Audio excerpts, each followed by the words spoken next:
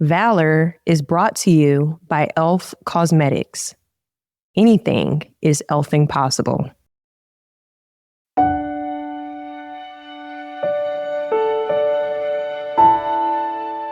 The Naval Aviation School's Command, also known as NASC, has a misleading name. The school doesn't just train members of the Navy, it's a flight school that serves multiple branches of the military, including the Coast Guard. Over 1,500 students pass through its doors each year. It isn't easy. The classes are mentally and physically demanding. Not everyone makes it through to the end. When I was going through, the attrition rate, I want to say, was maybe in the 40s.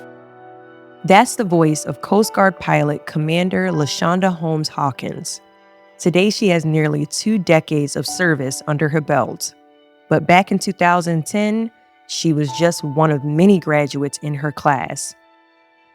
When you graduate from NASC, the moment is commemorated with a tradition called the winging ceremony. It's not that different from a high school graduation, but instead of a diploma, graduates receive their wings of gold. And if you were at La'Shanda's ceremony, you were also watching history. You see, every naval aviator gets to bring their family and friends on stage with them. And when La'Shanda took the stage, history was made. So I invited my family and friends. And at the time, I held the record for the most family and friends to attend a flight school graduation. It was like 89 people that were on the stage. History was also being made on stage in another way. Graduates select who pins their wings onto their uniform for the first time. La'Shanda chose someone very important to her, her mentor, Janine Menzie. Janine is the Coast Guard's first Black female pilot. La'Shanda was about to become the Coast Guard's second Black female pilot and its first ever Black female helicopter pilot.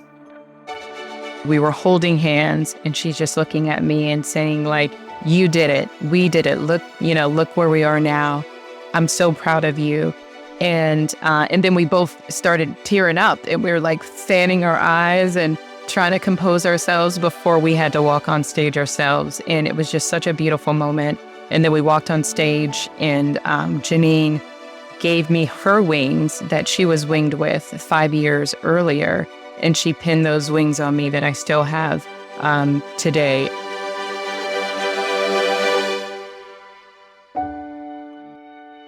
Later, La'Shanda would participate in the winging ceremony of the Coast Guard's third Black female pilot, Angel John Charles. More importantly, Janine and La'Shanda began a tradition of mentorship amongst the Coast Guard's Black female pilots. It is a special sisterhood, and the group is always there for each new member's winging ceremony. And now, their retirement ceremonies too. Over the years, they have been called the Fab Five, then the Tenacious 10, now the illustrious 11. If you knew La'Shanda growing up, you would never have expected her to become a helicopter pilot in the Coast Guard. But you certainly would have expected her to live a life based around service.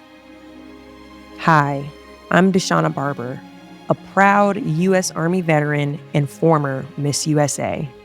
This is Valor, a podcast highlighting the stories of incredible women who have served our country.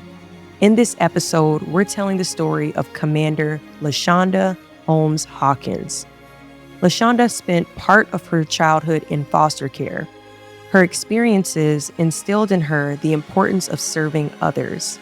Today, we're speaking with La'Shanda about what it means to serve and how the simple act of mentorship can create a domino wave of change.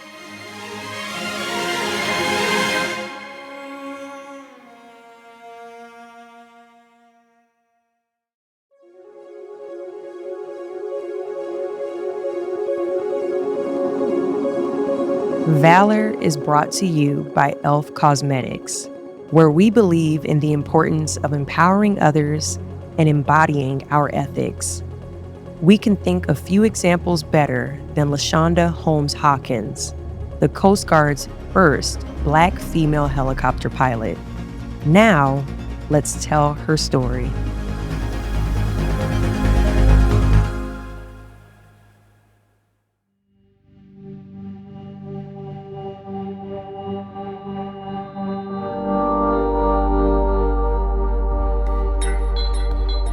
La'Shanda's path to the Coast Guard wasn't easy. When she was 2 years old, her mother died by suicide. And after a tumultuous childhood, La'Shanda entered the foster care system as a teenager. She was much older than most of the children who enter foster care, and she had trouble figuring out her place, not just in the system, but in the world. When you are an older teen, it's much harder to get placement into a foster home than it is young children. A lot of foster parents are looking for infants, toddlers, younger children that they can really enjoy the full experience of parenthood with. And I moved around from different homes and landed in a group home. Life in the group home wasn't the welcoming experience La'Shanda was searching for. In fact, it was as far from that as the teenage girl could imagine. The purpose of the group home was more for children that had behavior issues. So there were locks on our doors. If you came out of your room at, past 9, the alarms would go off. It felt kind of more like a mini prison, and which was odd for me because I was an honor roll student. I did a lot of community service, and I just felt so out of place there. Nights were the most difficult for La'Shanda. Every night she cried herself to sleep, until one night she had finally had enough. I had an epiphany that I think really set me on the right path. And one night, I was sitting on my twin bed. It had to be midnight or later. I'm just sitting, crying, snotty, everything, and just like hating life. And I had a moment where I guess I was just tired of crying. I don't know. I was just exhausted with myself, and I just stopped crying. And it just dawned on me. I said to myself out loud, look, La'Shanda, something's got to give. No one's going to bust your door down right now, this week, this year, to rescue you and save you from, what's going on, right? You may never have an answer to why any of this is happening. So we can either sit here and continue on feeling sorry for ourselves, or we can kind of figure out what we're going to do different and how we're going to get ourselves out of the situation. So I got up and I got pen and paper out of my book bag, and then just getting up, wiping my tears, getting pen and paper excited me. And I started getting pumped. And I remember pacing back and forth in the room, and I'm like, okay, so where do we start? What are we going to do? What do we want to do? And I said, well, where do you see yourself in 5 years, 10 years? And I kind of, started dreaming. I said, well, I want a big house, and I want a nice car, and I want to be self-sufficient, and, all those things. I said, well, what does it take to get that? Oh, I guess I have to have money, or how am I going to get money? I have to go to school. How am I going to get into school? I guess I have to start, really taking my SATs. Alone in her room, La'Shanda worked deep into the night. She was determined to take charge of her life.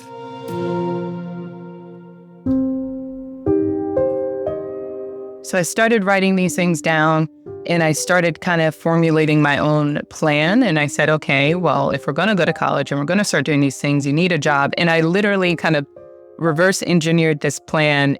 And I just started slowly working this plan. And I think having that moment and starting to work that plan immediately gave me so much confidence in myself. And I knew that whatever I put my mind to, I could do it. And that is something that I carry with me to this day.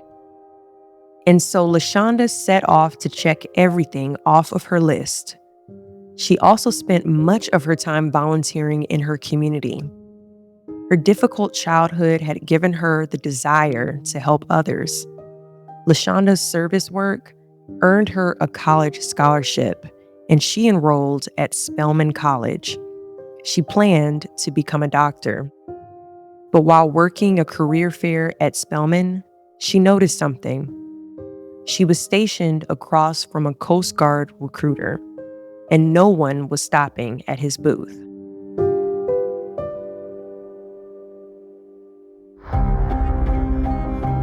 La'Shanda felt bad for him, so when the career fair ended, she decided to say hello. That act of kindness would change La'Shanda's life forever. I walked over to tell him, I'm sorry, it doesn't look like you're getting a whole lot of love today. And I'm so sorry about that, thank you for coming to my school, and thank you for your service to our country. And he said, well, can I tell you about the Coast Guard? And in my mind, I'm thinking, he's going to try to sell me on joining the military. I'm not going to join. I already have a plan. Out of politeness, La'Shanda let him give her the sales pitch. And quickly, La'Shanda realized something. She had no idea what the Coast Guard even did. I did not know that the Coast Guard was a part of the military service. I thought they were like volunteer rescue on the water or something. I had no clue.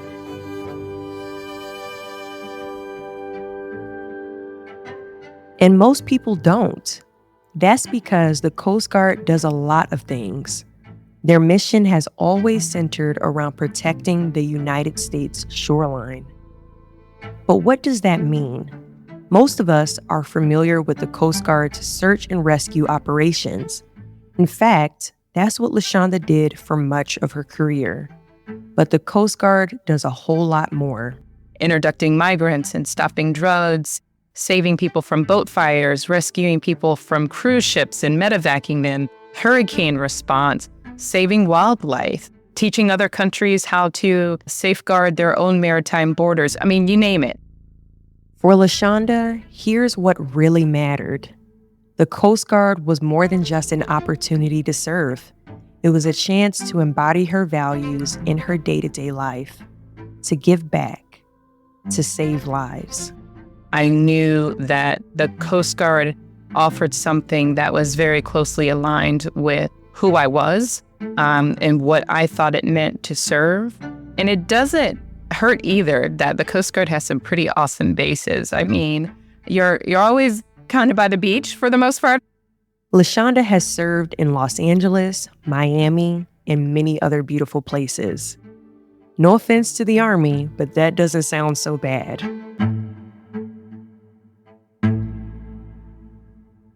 La'Shanda joined the Coast Guard's College Student Pre-Commissioning Initiative program.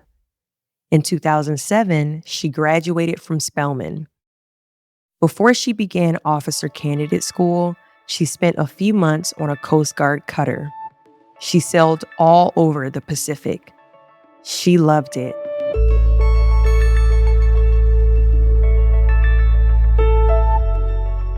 At night, she saw the stars clearer than she'd ever seen before. She saw new ports and made new friends. Serving on this boat was the coolest thing La'Shanda had ever done.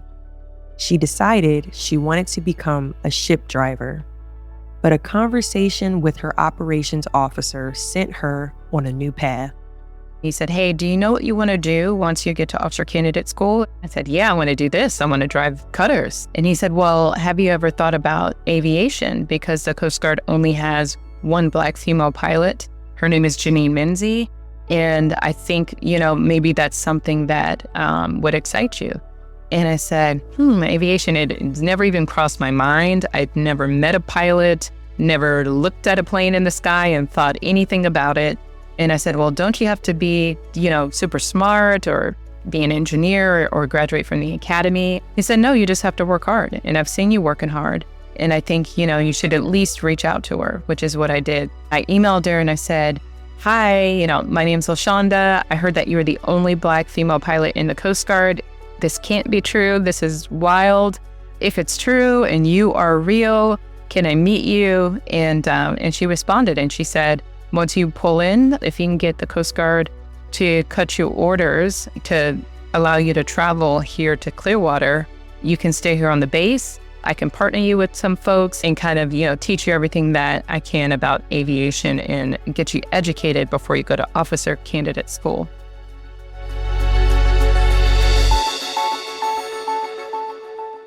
Here's what I find most incredible about this story.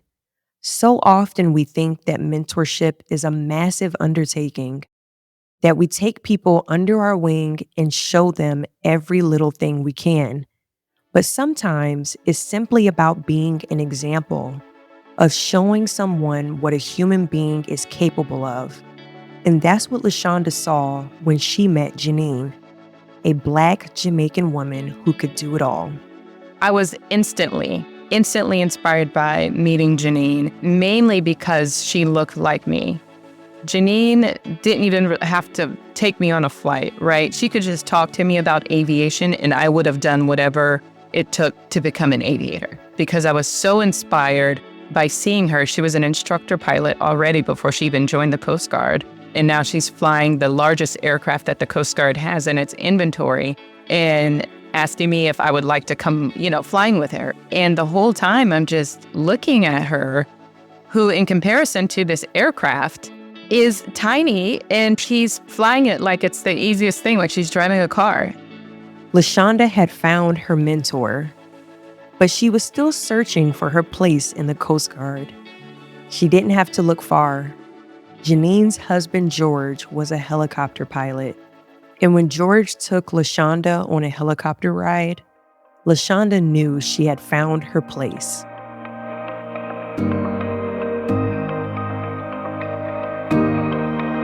George took me up in a 60, and it really just knocked my socks off of, how cool and exciting flying a helicopter could be. Being in the back of an MH-60 helicopter with my legs dangling out the side of the door in a, 15-foot hover over the ocean, and the ocean spray is like hitting me in my face. I said, this is fun. This is so hands-on. Helicopters fly backwards, sidewards. We can land in playgrounds on the back of our cutters. We can hover, they're just so agile and so dynamic. And I felt like I would be a real hero if I could fly a helicopter. And I just, felt like I had just been rescued, which maybe in a way the Coast Guard did rescue me.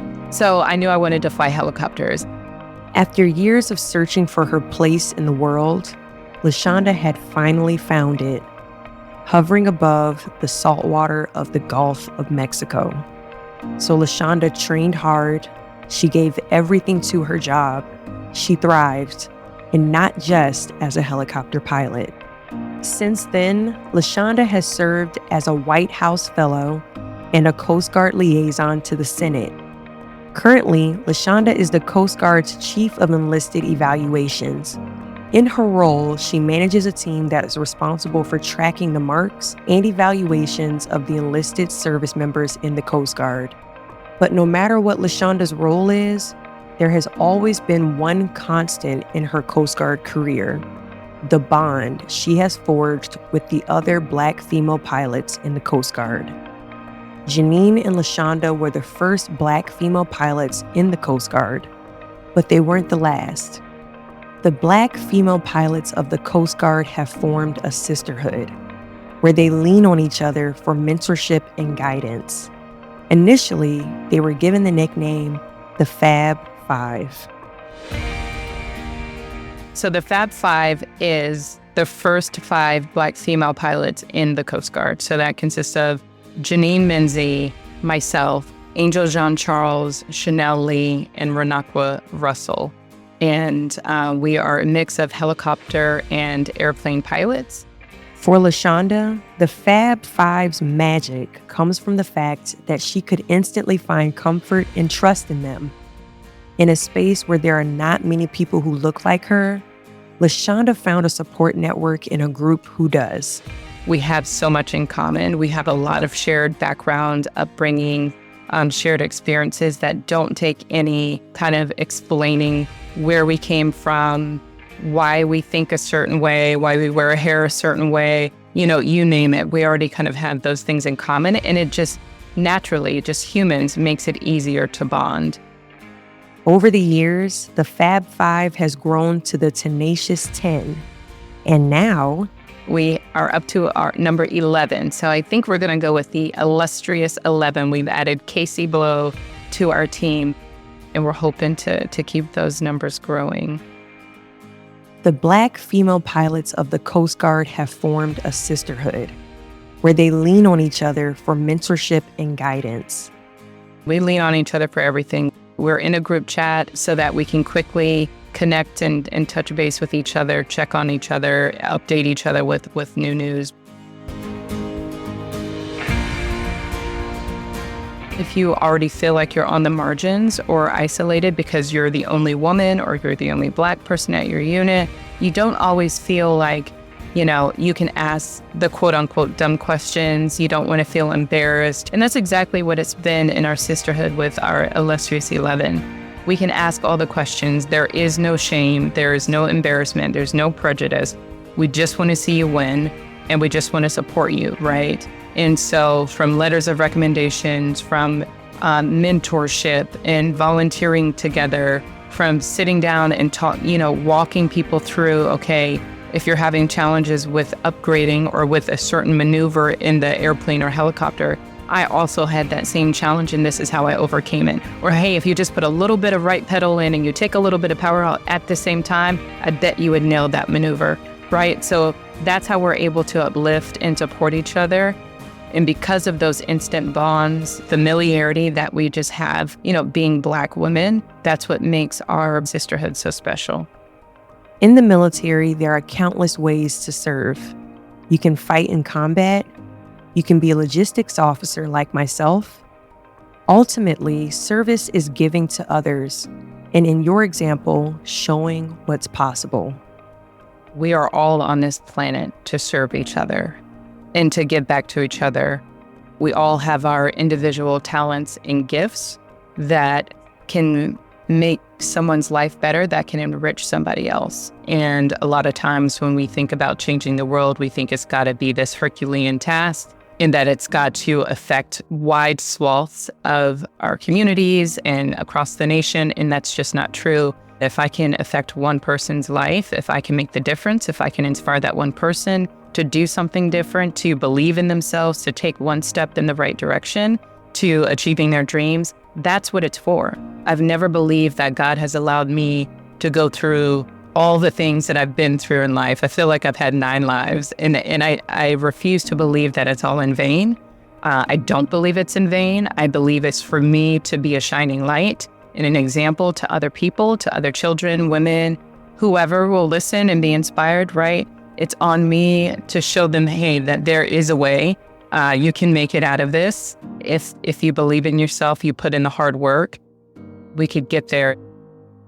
The illustrious 11 don't just inspire, they save lives. The most rewarding part about serving in the Coast Guard is saving lives, hands down. There is nothing like it. It's hard work. It's a big wide ocean out there in it. It's really, really hard to find people, especially at night. Especially when people wear dark clothes that aren't reflective and they don't have their emergency gear like strobes and flares to kind of help us find them. And so on those cases where we do get the call and we are out there and we're searching our butts off and we actually find that little light, we see that little reflective tape on somebody's shirt, we see a flare pop off in the distance that we can, someone's trying to direct us to them. That is what we do this for. That feeling, there they are, right ahead, 2 o'clock or 12 o'clock off the nose, mark the position right over. I just saw something in the water. I saw someone waving just now. That's what we live for. That's what we do it for. That's why we risk our lives, honestly, to go out and save you, because that's what it's all about. That's what service is all about, giving back to our communities, giving back to our country. And I think the ultimate service is being able to save someone else's life, which I think we're so lucky and honored to be able to do in the Coast Guard because we do it every day. La'Shanda has served 19 years in the Coast Guard. She is planning on transitioning into civilian life soon. And while she is still working on her next checklist, one thing is certain: she will continue serving. La'Shanda currently works with multiple charitable organizations, including Connect Our Kids, which uses technology to help foster children connect with their relatives.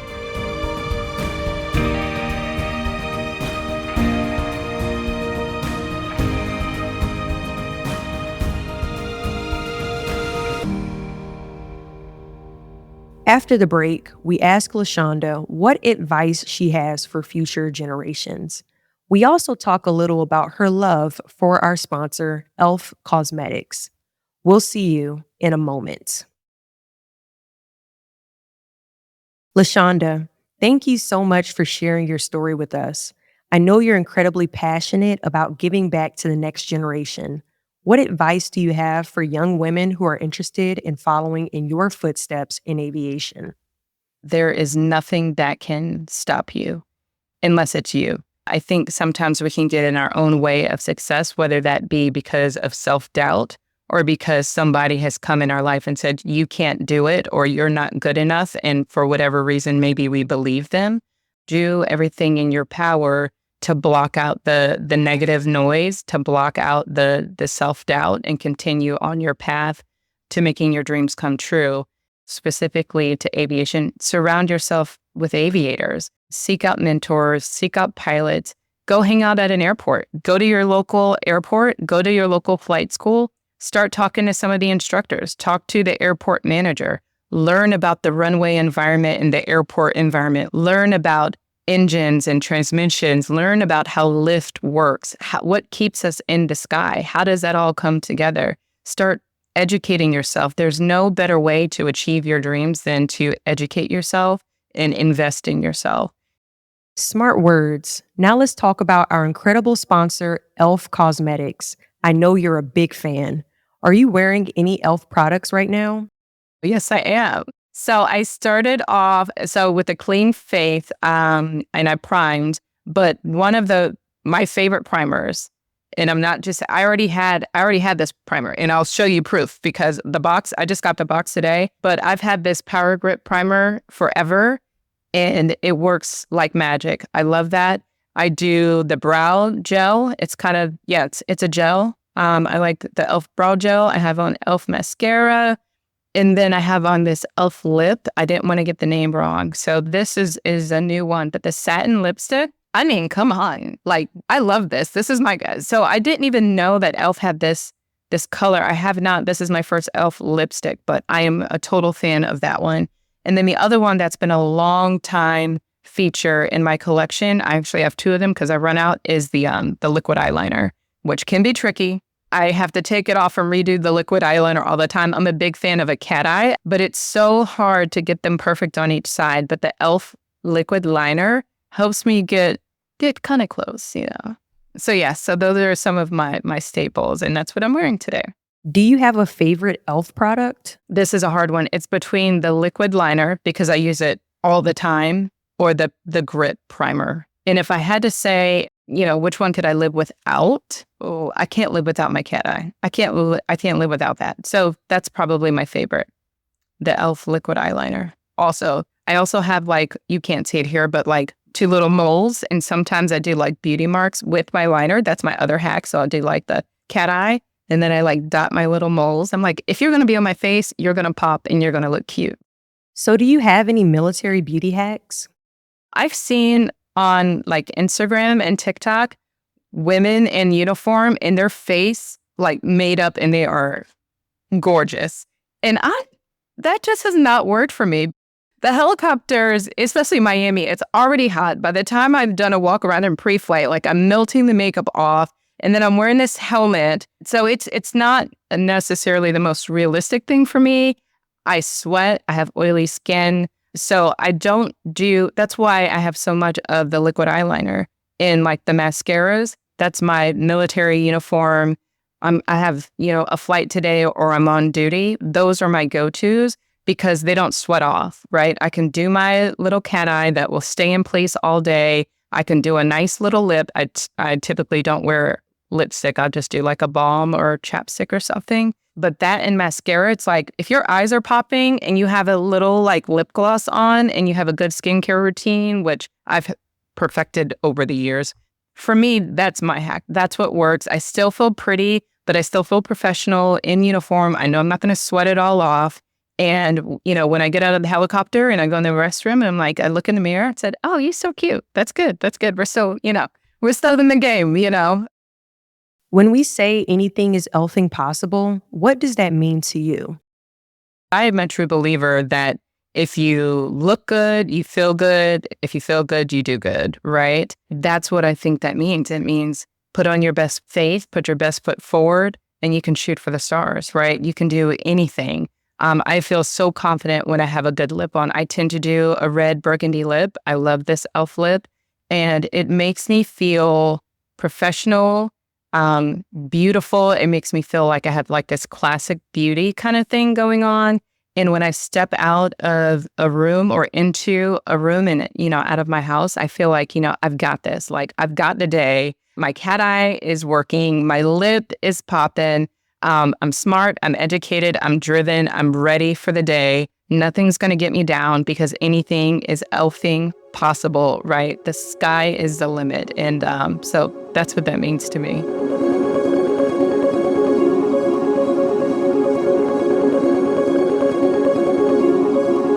First, we want to thank La'Shanda Holmes Hawkins for her incredible service to our country. And second, we want to thank her for joining us today. In our next episode, we'll be joined by Tammy Jo Schultz, one of the first female fighter pilots to serve in the United States Navy. But most importantly, think about how you can mentor someone, how you can be a model of what's possible. I know I will. Valor is brought to you by e.l.f. Cosmetics. I'm Deshawna Barber. Anything is elfing possible.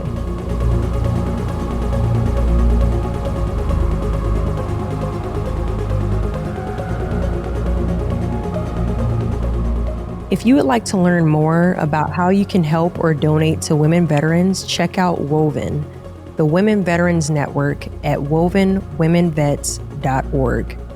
Woven's mission is to provide a unique social network of women veterans to foster connections and build relationships in local communities and across the nation. Valor is produced by Emerald Audio, an imprint of Diversion. Be sure to follow the podcast to get notifications about new episodes. My name is Deshawna Barber, and I hosted this episode. This episode was directed by Rex New. This episode was written by Rex New and was story edited by Sarah B. Editing by Antonio Enriquez. Produced by Emma DeMuth. Leo Culp is our associate producer. Executive produced by Scott Waxman and Roy Laughlin. Check out emeraldaudio.net to learn more about this show and other shows we produce.